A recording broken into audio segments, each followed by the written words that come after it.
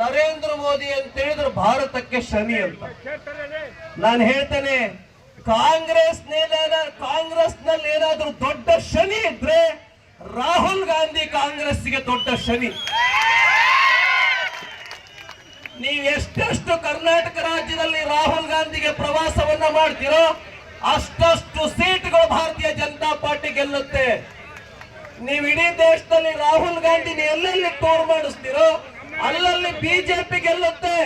ಹಾಗಾಗಿ ನೀವು ರಾಹುಲ್ ಗಾಂಧಿಯವನ್ನ ಕಾಂಗ್ರೆಸ್ನಿಂದ ಎಲ್ಲಿವರೆಗೆ ಕೈ ಬಿಡೋದಿಲ್ವೋ ಅಲ್ಲಿಯವರೆಗೆ ನಿಮ್ ಕಾಂಗ್ರೆಸ್ಸಿನ ಶನಿ ತೊಲಗೋದಿಲ್ಲ ಅನ್ನುವಂತ ಮಾತನ್ನ ಈ ಸಂದರ್ಭದಲ್ಲಿ ಹೇಳೋದಕ್ಕೆ ಬಯಸ್ತೇನೆ.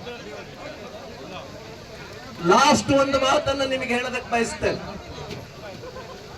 ನರೇಂದ್ರ ಮೋದಿಜಿಯವರು ಎಷ್ಟು ದೊಡ್ಡ ವ್ಯಕ್ತಿ ಅನ್ನೋದಕ್ಕೆ ಯಾರಾದ್ರೂ ಹುಬ್ಬಳ್ಳಿ ರೈಲ್ವೆ ಸ್ಟೇಷನ್ ನೋಡಿದೀರಾ?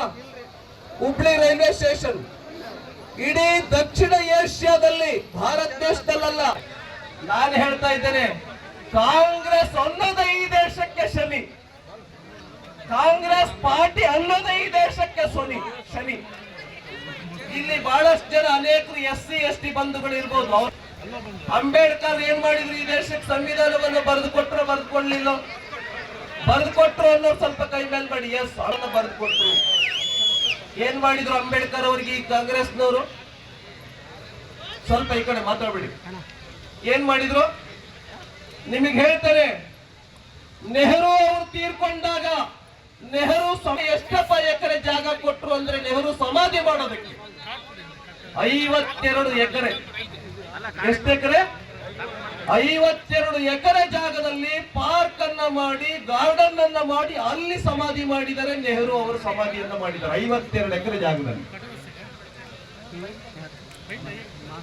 ಇಂದಿರಾ ಗಾಂಧಿ ಅವರ ಸಮಾಧಿಯನ್ನ ಮಾಡೋದಕ್ಕೆ ಎಷ್ಟಪ್ಪ ಜಾಗ ಕೊಟ್ಟಿದ್ದಾರೆ ಅಂದ್ರೆ 45 ಎಕರೆ ಜಾಗ ಕೊಟ್ಟಿದ್ದಾರೆ. ಅದಕ್ಕೆ ಶಕ್ತಿ ಸ್ಥಳ ಅಂತ ಹೆಸರು ಕೊಟ್ಟಿದ್ದಾರೆ. ಎಷ್ಟು ಎಕರೆ ಜಾಗ? ಸ್ವಲ್ಪ ಹೇಳ್ಬೇಕು. ಎಷ್ಟು ಎಕರೆ? ಅಂಬೇಡ್ಕರ್ ಅವರನ್ನ 2 ಸಾರಿ ಸೋಲಿಸುತ್ತೆ.